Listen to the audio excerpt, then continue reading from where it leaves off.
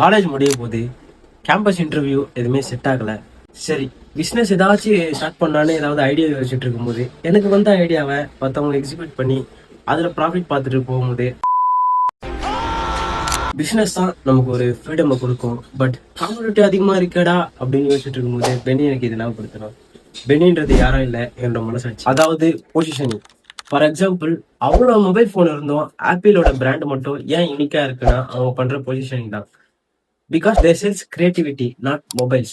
இந்த ஒரு பொசிஷனிங்கால தான் ஆப்பிளோட கம்பெனி வித்தியாசமா இருக்கு. அந்த பொசிஷனிங்க்கு ஏத்த மாதிரியே அவங்க விதவிதமான ஃபியூச்சர்ஸ் கொண்டு வந்து அந்த ஃபியூச்சர்ஸை நம்ம கத்துக்கணும்னாலே ஒரு கோர்ஸ் எடுத்து படிக்கணும் போல. அந்த அளவுக்கு அவங்க கிரியேட்டிவிட்டியை அவங்க மொபைல்ல இன்க்ளூட் பண்றாங்க. Other example, like they sells a best performance not sports items. நம்ம பிராண்டை பத்தி கஸ்டமர் என்ன நினைக்கிறாங்கன்றது தான் ஒரு பொசிஷனிங். காம்படிட்டிவ் பத்தி நம்ம கவலைப்படாம நம்மளால எவ்வளவு யூனிக்கா நம்ம கொண்டு வர முடியும்னு நான் ட்ரை பண்ணணும்னு நான் புரிஞ்சுக்கிட்டேன். அது போல ஃபர்ஸ்ட் நம்மளோட காம்படிட்டர் நம்மளுடைய மனசு தான். அந்த காம்படிட்டர் நம்ம ஜெயிச்சுட்டு நம்ம ஸ்டார்ட் பண்ணுவோம். நல்லதே நடக்கும். பாய்.